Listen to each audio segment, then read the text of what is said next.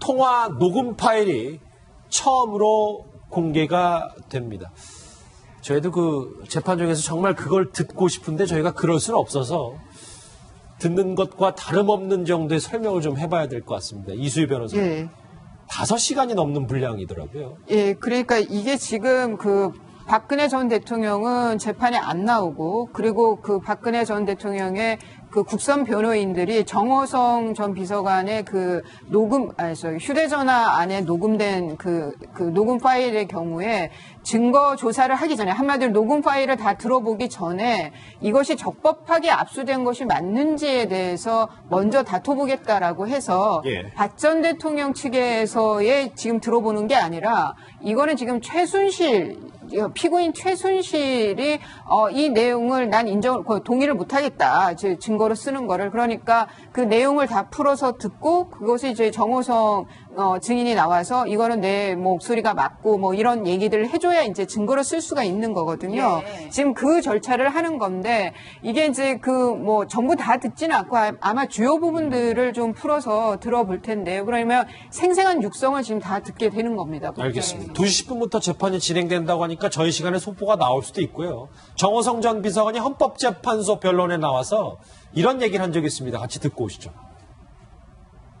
주로 이제 업무용도 하고, 대통령님과는 따로 구두로 말씀드리는 경우들도 많이 있고, 차명폰으로 이렇게 하는 경우도 있었고, 대선 이후에 초반에는 그 공식 라인에서 오랫동안 제가 이렇게 좀 대통령 메시지 이런 것들에 대해서 담당을 했기 때문에 저보고 좀 챙기라고 말씀을 주셨고, 그 과정에서 이제 최순실 씨 의견도 한번 들어서 반영할 거 있으면 반영하라는 말씀이 있으셨고.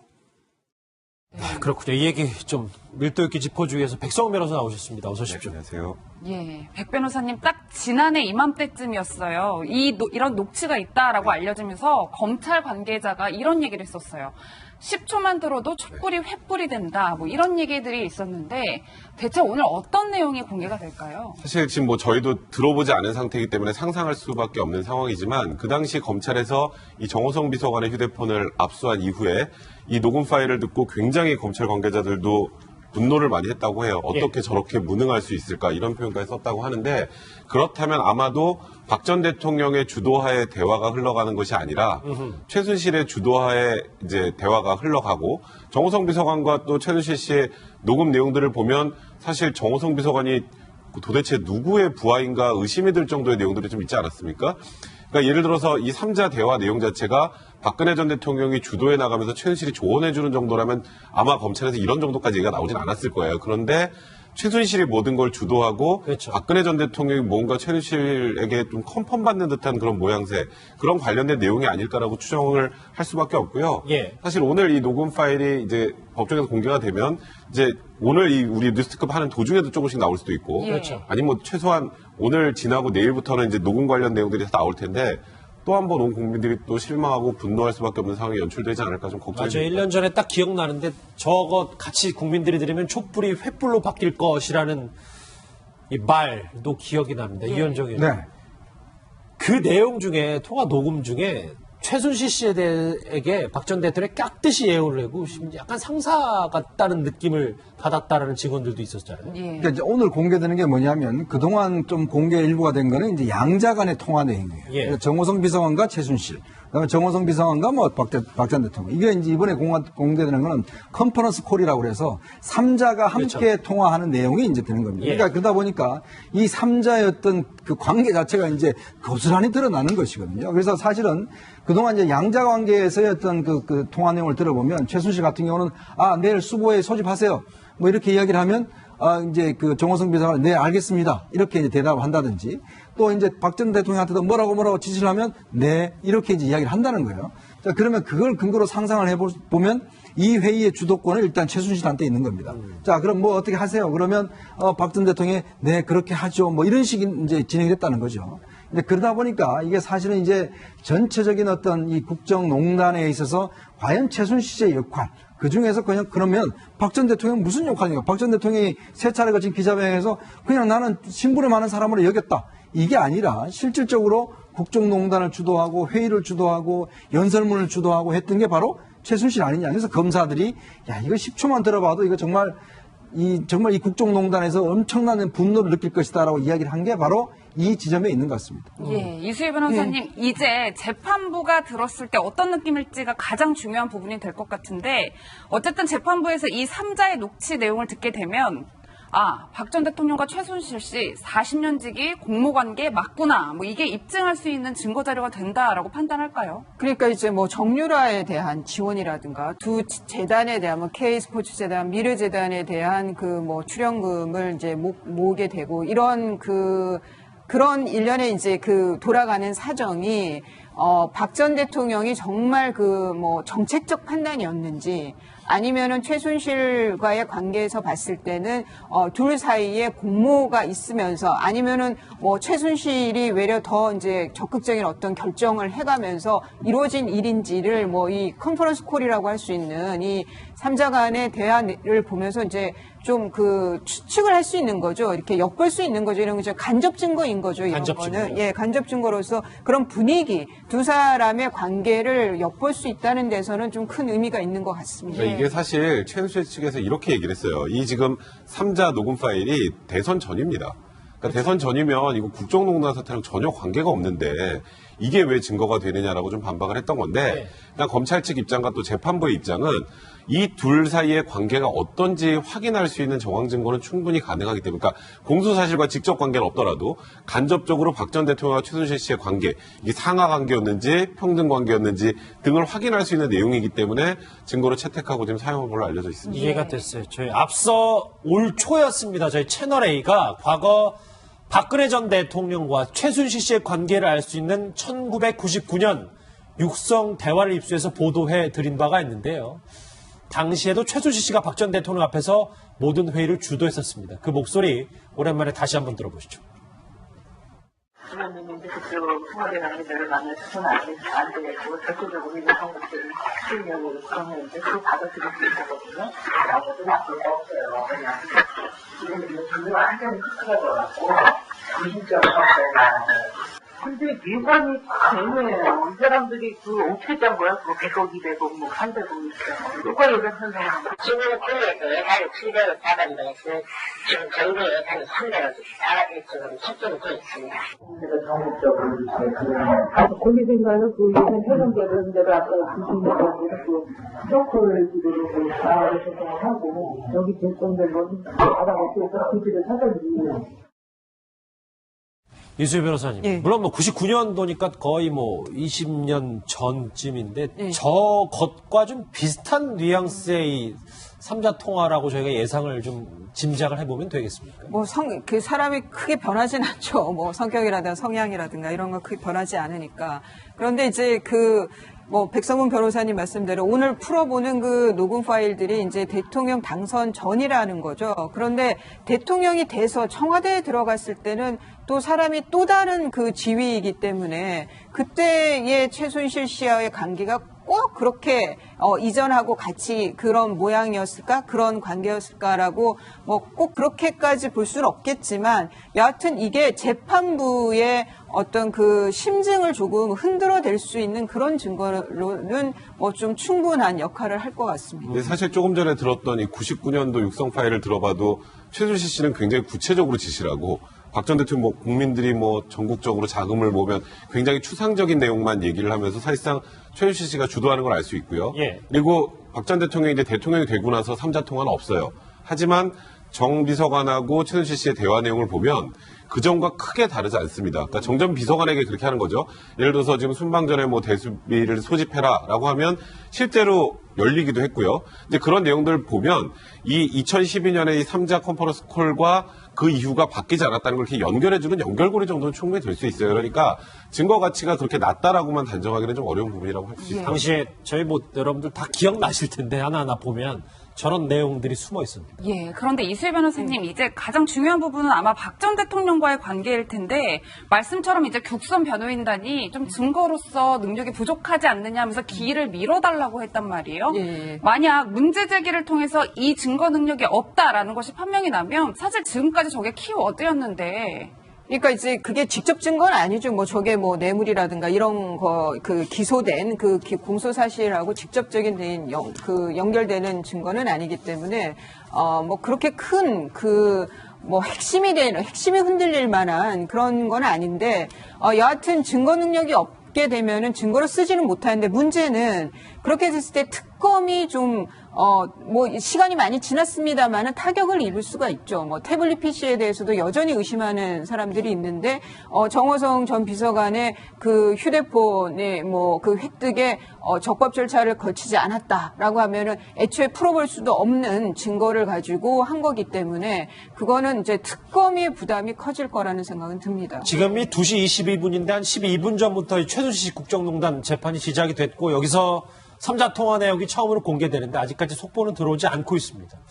들어오는 대로 저희가 한번 심층적으로 짚어볼 거고요.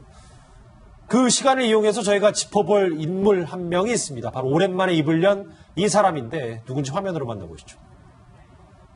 그 작년 10월 30일에 청와대에서 요청에 의해서 티타임을 가지러 갔더니 사회 원로 몇 분이 계셔서 그 자리에서 제가 박근혜 전 대통령께 참 진언을 한 게 있습니다. 다른 탈출구가 없습니다. 그래서 첫 번째 해야 할 일이 뭐냐? 성역 없는 수사를 천명하십시오. 최순실이 들어오기 직전 하루 전날입니다. 근래 신문 보도를 보니까 민정수석실 주변을 검찰에서 수사한가 뭐 한다고 하는데 그걸 거부했다고 하는데 이것은 국민들의 신뢰를 저버립니다. 태블릿 PC 최초 보도 직후 본인이 박 전 대통령의 직언을 했다는 고건 전 총리 오랜만입니다. 대통령 말고 기념사업이나 이거 진짜 이현정 의원님 전직 총리의 혹평 중에 혹평 아닙니까? 그러니까 뭐 행정의 달인이라고 할 정도로 사실 뭐 역대 정권을 거치면서 사실 중요한 서울시장 총리를 뭐 몇 번이나 역임했던 이제 고건 전 총리가 이번에 회고록을 내시면서 그러니까 결국 이제 본인이 보는 박 전 대통령 관점은 이게 보수가 아무리 참 이 괴멸을 했어도 사람을 좀 검증하고 했어야 되는 건 아니냐. 사실 이제 박 전 대통령을 대통령 하시면 결국은 박 전 대통령을 내세워서 결국은 이득을 취한 사람은 딴 사람이 있지 않느냐. 그렇게 아마 비판하신 것 같고. 특히 이제 지난해 이제 10월 달에 아마 박 전 대통령이 이제 마지막으로 사회 이제 그 중요 인사들을 모아서 어떻게 하면 좋을지를 물어봤던 행사가 있었습니다. 그때 이미 사실 이제 문제가 거의 뭐 이게 지금 정말 어떻게 해결할 수 없는 상황으로 치닫는 그런 상황이었어요. 그럼에도 불구하고 그때 어떤 진언을 했지만 박 전 대통령은 결국 이제 또 듣지 않았다라는 것이고 그래서 이 상황까지 온 게 아닌가라는 걸 보면 결국 박 전 대통령이 여러 가지 사회의 어떤 인사들이 건의를 했지만 결국은 자기 중심 사고에서 벗어나지 못한 게 아닌가 그런 걸 다시 한번 또 말씀을 해 주신 것 같습니다. 근데 이수희 변호사님, 고건 전 총리 얘기를 쭉 들어오면 사실 문맥상으로는 박 전 대통령을 겨냥하고 있지만 박 전 대통령의 그 역량을 의심했던 뭐 분들도 과거에도 있었기 때문에 핵심은 그 중간에서 박 전 대통령을 대통령으로 만들기만 하고 주변에서 그 이익을 취했던 사람들이 더 문제다 이런 얘기를 했어요. 그러니까 이제 뭐 추동 세력이라고 이렇게 표현을 했는데, 그러니까 그 보수 진영에서 포스트 MB 이후에 그 정권을 계속 그러니까 재창출을 하기 위한 그 인물로서는 박 전 대통령이 제일 그 낫다라고 본 거죠. 이제 그 한마디로 이제 당선 가능성이 제일 높다. 그런데 대통령으로서 국정 수행 능력에 있어서는 의심하는 사람들도 분명히 있었지만 그런 검증을 하지를 않고 그런데 이제 좀 책임지는 것이 아니라 그냥 그 정권 재창출에 더 그 관심을 두고 그리고 그 이후에 본인들의 근데 그 이유가 본인들의 이익을 위한 거 아니었느냐 뭐 이런 비판인 것 같은데요. 뭐 시간이 지나고 보면 저는 고건 전 총리의 그런 그 비판이 충분히 납득할 만하다는 생각도 들고 그러면 이제 대안으로 뭐 저분이 뭐 보수 진영의 뭐 대표라든가 그런 거는 아니지만 지금 현 그 좌우 그 보수 진보의 힘의 균형이 너무 깨진 상황에서 좀 우리 사회 원로로서 좀 대안을 제시해 주시는 것도 굉장히 필요하다는 생각이 듭니다. 예, 백 변호사님 이렇게 박 전 대통령께 혹평을 쏟아낸 분이 있는가 하면 또 박 전 대통령을 위해 고군분투하는 분들도 계신데 바로 이제 국선 변호인들인데 아무래도 지금 피고인 자격의 박 전 대통령을 직접 만날 수가 없잖아요. 그래서 그 심경을 이해하기 위해서 박근혜 전 대통령의 자서전을 꼼꼼하게 읽고 있다는 거예요. 그러니까 이런 표현을 쓰더라고요. 정치적 이해관계라는 걸 다 떠나서 일단 현재 본인의 의뢰인이지 않습니까? 의뢰인이기 때문에 도대체 박 전 대통령이라는 사람이 어떤 사람인가를 좀 알고 싶어서 박근혜 일기라는 책을 이제 쭉 이제 한번 읽어봤다고 합니다. 그리고 지금 사실 국선 변호인이 5명이 들어와 있지만 일각에서 바라보는 시각은 국선 변호인들이 뭐 열심히 하겠어? 거기다가 뭐 박근혜 전 대통령 지지자들은 뭐 목숨을 내놓고 해라 뭐 이런 얘기가 나오는데 국선 변호인 입장에서는 박 전 대통령을 접견하지 못하고 재판을 진행해야 되는 굉장히 좀 황당한 상황을 맞이한 상황에서 들러리로 서 있는 것처럼 보이는 것은 하지 않겠다라는 입장이고 박 전 대통령을 위해서 최선을 다해보겠다. 그게 박근혜 전 대통령을 지지하건 지지하지 않건 상관없이 그건 정치적 이해관계와 떠나서 박 전 대통령을 위해서 최선을 다하겠다 입장을 밝힌 거고 일각에서는 지금 국선 변호인들이 이제 걸석 재판이 딱 열리는 날 재판부가 당황할 정도로 국선 변호사들이 굉장히 열심히 했다는 얘기들을 해요. 태블릿 PC에 대한 문제 제기도 예를 들어서 옛날에는 그냥 무조건 최순실 게 아니다라는 정도로 막무가내로 우겼다면 국가수의 감정 결과가 나왔음에도 불구하고 그런데 왜 최순실이 사용한 태블릿 PC를 김한수 행정관이 관련돼서 요금을 계속 냈느냐 이런 것들도 소명해야 된다는 취지로 굉장히 공격적으로 변론에 나서고 있다고 하는데 사실 박 전 대통령은 이제는 물론 뭐 제가 이런 말씀 드린다고 만나진 않겠지만 박 전 대통령도 국선 변호인을 만나서 국선 변호인이 어떻게든 본인을 위해서 지금 애를 쓰고 있는 것에 좀 힘을 실어줄 필요 있지 않을까 생각이 드네요. 예, 이수일 변호사님 뭐 말씀처럼 이 5분이 중앙지법의 베테랑들로 알려져 있는데 이런 말씀하셨더라고요. 나중에라도 한번 꼭 박 전 대통령을 뵐 수 있다면 손을 꼭 잡아주고 싶다. 일종의 좀 연민도 느끼는 것 같아요.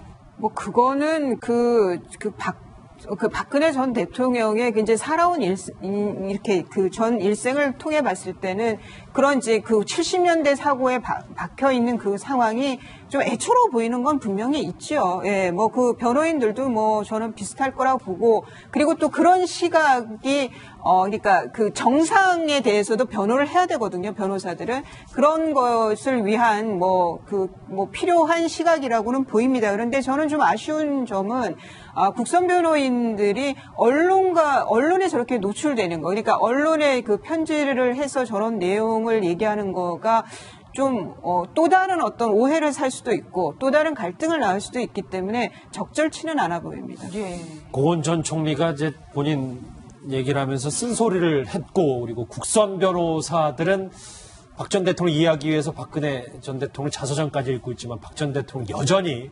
두문불출하고 있습니다. 글쎄 저희가 저희 시간에 그 첫 공개되는 녹음 파일 관련해서 속보를 한번 짚어보려고 했는데 아직 재판이 이제 태블릿 PC 소유 여부로 좀 집중되는 것 같아서요. 예. 시간이 되면 전해드리도록 하겠습니다. 통화 녹음 파일이 처음으로 공개가 됩니다.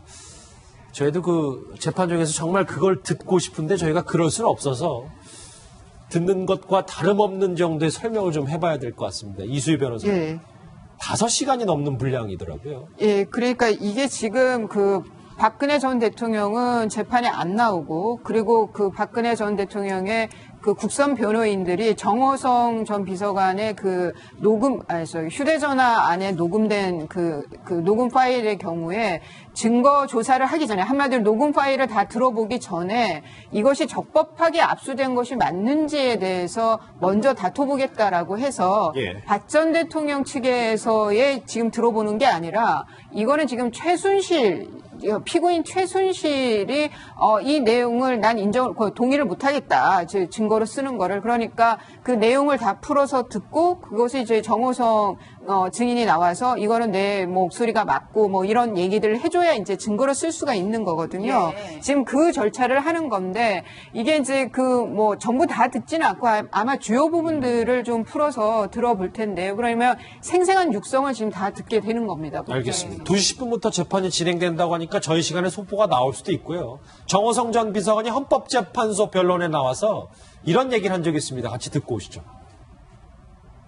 주로 이제 업무용도 하고 대통령님과는 따로 구두로 말씀드리는 경우들도 많이 있고 천명폰으로 이렇게 하는 경우도 있었고 대선 이후에 초반에는 그 공식 라인에서 오랫동안 제가 이렇게 좀 대통령 메시지 이런 것들에 대해서 담당을 했기 때문에 저보고 좀 챙기라고 말씀을 주셨고 그 과정에서 이제 최순실 씨 의견도 한번 들어서 반영할 거 있으면 반영하라는 말씀이 있으셨고. 그렇군요. 이 얘기 좀 밀도 있게 짚어주기 위해서 백성원 변호사 나오셨습니다. 어서 오십시오. 안녕하세요. 예, 백 변호사님 딱 지난해 이맘때쯤이었어요. 이런 녹취가 있다라고 알려지면서 검찰 관계자가 이런 얘기를 했었어요.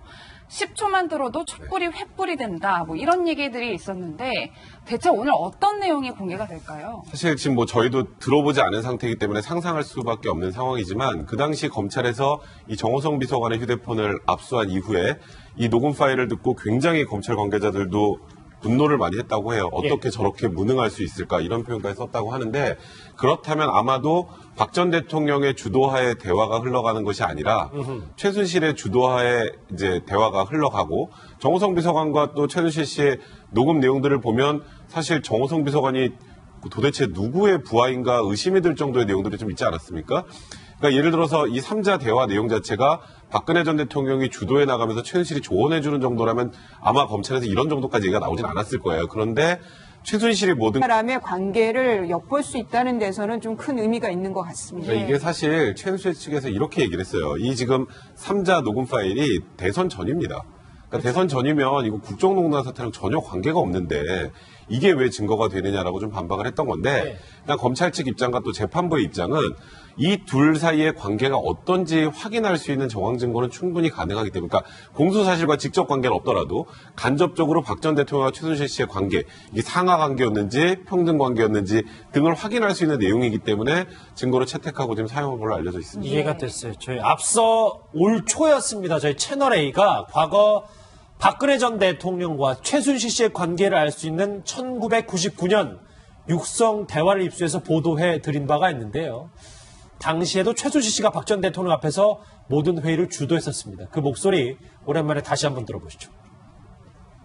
주변님인데 그쪽 청와대 관계자를 만나서는 안 되고 절대적으로 이런 것들을 쓰려고 그러는데 그거 받아들일 수 있거든요. 아무도 나쁠 거 없어요. 그냥 지금 분류가 완전히 흐트러져갖고 미심쩍은 없어요. 근데 미관이 애매해요. 이 사람들이 그 어떻게 짠 거야? 그거 100억, 200억, 뭐 300억 있잖아. 누가 예산한 사람? 지금 국내에서 예산이 700억 400억에서 지금 정부 예산이 300억 지금 책정이 돼 있습니다. 그래서 전국적으로 이렇게 거기 생각은 그 예산 회전되는 대로 아까 주신다고 그 서클 지도로 나와서 조정하고 여기 대통령은 받아먹고 기지를 사달지. 이수희 변호사님. 예. 물론 뭐 99년도니까 거의 뭐 20년 전쯤인데 저것과 좀 비슷한 뉘앙스의 이 3자 통화라고 저희가 예상을 좀 짐작을 해보면 되겠습니까? 뭐 그 사람이 크게 변하진 않죠. 뭐 성격이라든가 성향이라든가 이런 거 크게 변하지 않으니까. 그런데 이제 뭐 백성문 변호사님 말씀대로 오늘 풀어보는 그 녹음 파일들이 이제 대통령 당선 전이라는 거죠. 그런데 대통령이 돼서 청와대에 들어갔을 때는 또 사람이 또 다른 그 지위이기 때문에 그때의 최순실 씨와의 관계가 꼭 그렇게 이전하고 같이 그런 모양이었을까 그런 관계였을까라고 뭐 꼭 그렇게까지 볼 수는 없겠지만 여하튼 이게 재판부의 어떤 그 심증을 조금 흔들어댈 수 있는 그런 증거로는 뭐 좀 충분한 역할을 할 것 같습니다. 근데 사실 조금 전에 들었던 이 99년도 육성 파일을 들어봐도 최순실 씨는 굉장히 구체적으로 지시를 하고 박 전 대통령 뭐 국민들이 뭐 전국적으로 자금을 모으면 굉장히 추상적인 내용만 얘기를 하면서 사실상 최순실 씨가 주도하는 걸 알 수 있고요. 예. 그리고 박 전 대통령이 이제 대통령이 되고 나서 3자 통화는 없어요.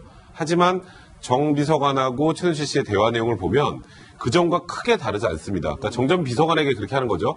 예를 들어서 지금 순방전에 뭐 대수비를 소집해라라고 하면 실제로 열리기도 했고요. 이제 그런 내용들을 보면 이걸 주도하고 그렇죠. 박근혜 전 대통령이 뭔가 최순실에게 좀 컨펌받는 듯한 그런 모양새, 그런 관련된 내용이 아닐까라고 추정을 할 수밖에 없고요. 예. 사실 오늘 이 녹음 파일이 이제 법정에서 공개가 되면 이제 오늘 이 우리 뉴스급 하는 도중에도 조금씩 나올 수도 있고, 그렇죠. 아니면 뭐 최소한 오늘 지나고 내일부터는 이제 녹음 관련 내용들이 다 나올 텐데. 또 한 번 온 국민들이 또 실망하고 분노할 수밖에 없는 상황이 연출되지 않을까 좀 걱정이 맞아요. 됩니다. 1년 전에 딱 기억나는데 저거 같이 국민들이 들으면 촛불이 횃불로 바뀔 것이라는 이 말도 기억이 납니다. 이현정 의원. 네. 그 내용 중에 통화 녹음 중에 최순실 씨에게 박 전 대통령이 깍듯이 예우를 하고 약간 상사 같다는 느낌을 받았다라는 직원들도 있었잖아요. 예. 그러니까 이제 오늘 공개되는 게 뭐냐면 그동안 좀 공개 일부가 된 거는 이제 양자 간의 통화 내용이에요. 예. 그러니까 정호성 비서관과 최순실, 그다음에 정호성 비서관과 뭐 박 전 대통령. 이게 이제 이번에 공개되는 거는 컨퍼런스 콜이라고 그래서 3자가 함께 그렇죠. 통화하는 내용이 이제 되는 겁니다. 예. 그러니까 그러다 보니까 이 3자의 어떤 그 관계 자체가 이제 고스란히 드러나는 것이거든요. 그래서 사실은 그동안 이제 양자 관계에서의 어떤 그 통화 내용을 들어보면 최순실 같은 경우는 내일 수보에 소집하세요. 뭐 이렇게 이야기를 하면 이제 그 정호성 비서관은 네 알겠습니다 이렇게 이제 대답을 한다든지 또 이제 박 전 대통령한테도 뭐라고 지시를 하면 네 이렇게 이제 이야기를 한다는 거예요. 자 그러면 그걸 근거로 상상을 해보면 이 회의의 주도권은 일단 최순실한테 있는 겁니다. 자 그럼 뭐 어떻게 하세요? 그러면 박 전 대통령이 네 그렇게 하죠. 뭐 이런 식이 이제 진행이 됐다는 거죠. 근데 그러다 보니까 이게 사실은 이제 전체적인 어떤 이 국정농단에 있어서 과연 최순실의 역할 그 중에서 그러면 박 전 대통령은 무슨 역할입니까? 박 전 대통령이 세 차례 거친 기자회견에서 그냥 나는 신분이 많은 사람으로 여겼다. 이게 아니라 실질적으로 국정농단을 주도하고 회의를 주도하고 연설문을 주도하고 했던 게 바로 최순실 아니냐. 그래서 검사들이 야 이거 10초만 들어봐도 이거 정말 이 국정농단에서 엄청난 분노를 느낄 것이다라고 이야기를 한 게 바로 이 지점에 있는 것 같습니다. 예, 이수희 변호사님, 이제 재판부가 들었을 때 어떤 느낌일지가 가장 중요한 부분이 될 것 같은데, 어쨌든 재판부에서 이 3자의 녹취 내용을 듣게 되면, 박 전 대통령과 최순실 씨 40년 지기 공모관계 맞구나. 뭐 이게 입증할 수 있는 증거 자료가 된다라고 판단할까요? 그러니까 이제 뭐 정유라에 대한 지원이라든가 두 재단에 대한 뭐 K스포츠재단, 미래재단에 대한 그 뭐 출연금을 이제 모으게 되고 이런 그런 일련의 이제 그 돌아가는 사정이 박 전 대통령이 정말 그 뭐 정책적 판단이었는지 아니면은 최순실과의 관계에서 봤을 때는 둘 사이에 공모가 있으면서 아니면은 뭐 최순실이 외려 더 이제 적극적인 어떤 결정을 해가면서 이루어진 일인지를 뭐 이 컨퍼런스 콜이라고 할 수 있는 이 3자 간의 대화를 보면서 이제 좀 그 추측을 할 수 있는 거죠. 이렇게 엿볼 수 있는 거죠. 이런 거 간접 증거인 거죠. 이런 간접 거는 증거. 예, 간접 증거로서 그런 분위기 2012년에 이 3자 컨퍼런스 콜과 그 이유가 바뀌지 않았다는 걸 이렇게 연결해주는 연결고리 정도는 충분히 될 수 있어요. 그러니까 증거 가치가 그렇게 낮다라고만 단정하기는 좀 어려운 부분이라고 할 수 있습니다. 당시에 저희 여러분들 다 기억나실 텐데 하나하나 보면 저런 내용들이 숨어 있습니다. 예, 그런데 이수희 변호사님, 이제 가장 중요한 부분은 아마 박 전 대통령과의 관계일 텐데, 말씀처럼 이제 국선 변호인단이 좀 증거로서 능력이 부족하지 않느냐 하면서 기일을 미뤄달라고 했단 말이에요. 예. 만약 문제 제기를 통해서 이 증거 능력이 없다라는 것이 판명이 나면 사실 지금까지 저게 키워드였는데, 그러니까 이제 그게 직접 증거는 아니죠. 뭐 저게 뭐 뇌물이라든가 이런 거 그 기소된 그 공소 사실하고 직접적인 연결되는 증거는 아니기 때문에 뭐 그렇게 큰 뭐 핵심이 흔들릴 만한 그런 건 아닌데 여하튼 증거 능력이 없게 되면은 증거로 쓰지는 못하는데 문제는 그렇게 됐을 때 특검이 좀 뭐 시간이 많이 지났습니다만은 타격을 입을 수가 있죠. 뭐 태블릿 PC에 대해서도 여전히 의심하는 사람들이 있는데 정호성 전 비서관의 그 휴대폰에 뭐 그 획득에 적법 절차를 거치지 않았다라고 하면은 애초에 풀어볼 수도 없는 증거를 가지고 한 거기 때문에 그거는 이제 특검의 부담이 커질 거라는 생각은 듭니다. 지금이 2시 22분인데 한 12분 전부터 이 최순실 국정농단 재판이 시작이 됐고 여기서 3자 통화 내역이 처음으로 공개되는데 아직까지 속보는 들어오지 않고 있습니다. 들어오는 대로 저희가 한번 심층적으로 짚어볼 거고요. 그 시간을 이용해서 저희가 짚어볼 인물 한 명이 있습니다. 바로 오랜만에 입을 연 이 사람인데 누군지 화면으로 만나보시죠. 작년 10월 30일에 청와대에서 요청에 의해서 티타임을 가지러 갔더니 사회 원로 몇 분이 계셔서 그 자리에서 제가 박근혜 전 대통령께 참 진언을 한 게 있습니다. 다른 탈출구가 없습니다. 그래서 첫 번째 해야 할 일이 뭐냐? 성역 없는 수사를 천명하십시오. 최순실이 들어오기 직전 하루 전날입니다. 근래 신문 보도를 보니까 민정수석실 주변을 검찰에서 수사한가 뭐 한다고 하는데 그걸 거부했다고 하는데 이것은 국민들의 신뢰를 저버립니다. 태블릿 PC 최초 보도 직후 본인이 박 전 대통령의 직언을 했다는 고건 전 총리 오랜만입니다. 대통령 말고 기념사업이나 이거 진짜 이현정 의원님 네. 전직 총리의 혹평 중에 혹평 아닙니까? 그러니까 뭐 행정의 달인이라고 할 정도로 사실 뭐 역대 정권을 거치면서 사실 중요한 서울시장 총리를 뭐 몇 번이나 역임했던 이제 고건 전 총리가 이번에 회고록을 내시면서 그러니까 결국 이제 본인이 보는 박 전 대통령 관점은 이게 보수가 아무리 참 이 괴멸을 했어도 사람을 좀 검증하고 했어야 되는 건 아니냐. 사실 이제 박 전 대통령을 대통령 하시면 결국은 박 전 대통령을 내세워서 결국은 이득을 취한 사람은 딴 사람이 있지 않느냐. 그렇게 아마 비판하신 것 같고. 특히 이제 지난해 이제 10월 달에 아마 박 전 대통령이 이제 마지막으로 사회 이제 그 중요 인사들을 모아서 어떻게 하면 좋을지를 물어봤던 행사가 있었습니다. 그때 이미 사실 이제 문제가 거의 뭐 이게 지금 정말 어떻게 해결할 수 없는 상황으로 치닫는 그런 상황이었어요. 그럼에도 불구하고 그때의 어떤 진언을 했지만 박 전 대통령은 결국 이제 또 듣지 않았다라는 것이고 그래서 이 상황까지 온 게 아닌가라는 걸 보면 결국 박 전 대통령이 여러 가지 사회의 어떤 인사들이 건의를 했지만 결국은 자기 중심 사고에서 벗어나지 못한 게 아닌가 그런 걸 다시 한번 또 말씀을 해 주신 것 같습니다. 근데 이수희 변호사님, 고건 전 총리 얘기를 쭉 들어오면 사실 문맥상으로는 박 전 대통령을 겨냥하고 있지만 박 전 대통령의 그 역량을 의심했던 뭐 분들도 과거에도 있었기 때문에 핵심은 그 중간에서 박 전 대통령을 대통령으로 만들기만 하고 주변에서 그 이익을 취했던 사람들이 더 문제다 이런 얘기를 했어요. 그러니까 이제 뭐 추동 세력이라고 이렇게 표현을 했는데, 그러니까 그 보수 진영에서 포스트 MB 이후에 그 정권을 계속 그러니까 이어 재창출을 하기 위한 그 인물로서는 박 전 대통령이 제일 그 낫다라고 본 거죠. 이제 그 한마디로 이제 당선 가능성이 제일 높다. 그런데 대통령으로서 국정 수행 능력에 있어서는 의심하는 사람들도 분명히 있었지만 그런 검증을 하지를 않고 그런데 이제 좀 책임지는 것이 아니라 그냥 그 정권 재창출에 더 그 관심을 두고 그리고 그 이후에 본인들의 근데 그 이유가 본인들의 이익을 위한 거 아니었느냐 뭐 이런 비판인 것 같은데요. 뭐 시간이 지나고 보면 저는 고건 전 총리의 그런 그 비판이 충분히 납득할 만하다는 생각도 들고 그러면 이제 대안으로 뭐 저분이 뭐 보수 진영의 뭐 대표라든가 그런 거는 아니지만 지금 현 그 좌우 그 보수 진보의 힘의 균형이 너무 깨진 상황에서 좀 우리 사회 원로로서 좀 대안을 제시해 주시는 것도 굉장히 필요하다는 생각이 듭니다. 예, 백 변호사님 이렇게 박 전 대통령께 혹평을 쏟아낸 분이 있는가 하면 또 박 전 대통령을 위해 고군분투하는 분들도 계신데 바로 이제 국선 변호인들인데 아무래도 지금 피고인 자격의 박 전 대통령을 직접 만날 수가 없잖아요. 그래서 그 심경을 이해하기 위해서 박근혜 전 대통령의 자서전을 꼼꼼하게 읽고 있다는 거예요. 그러니까 이런 표현을 쓰더라고요. 정치적 이해관계라는 걸 다 떠나서 일단 현재 본인의 의뢰인이지 않습니까? 의뢰인이기 때문에 도대체 박 전 대통령이라는 사람이 어떤 사람인가를 좀 알고 싶어서 박근혜 일기라는 책을 이제 한번 읽어봤다고 합니다. 그리고 지금 사실 국선 변호인이 5명이 들어와 있지만 일각에서 바라보는 시각은 국선 변호인들이 뭐 열심히 하겠어? 거기다가 뭐 박근혜 전 대통령 지지자들은 뭐 목숨을 내놓고 해라 뭐 이런 얘기가 나오는데 국선 변호인 입장에서는 박 전 대통령을 접견하지 못하고 재판을 진행해야 되는 굉장히 좀 황당한 상황을 맞이한 상황에서 들러리로 서 있는 것처럼 보이는 것은 하지 않겠다라는 입장이고 박 전 대통령을 위해서 최선을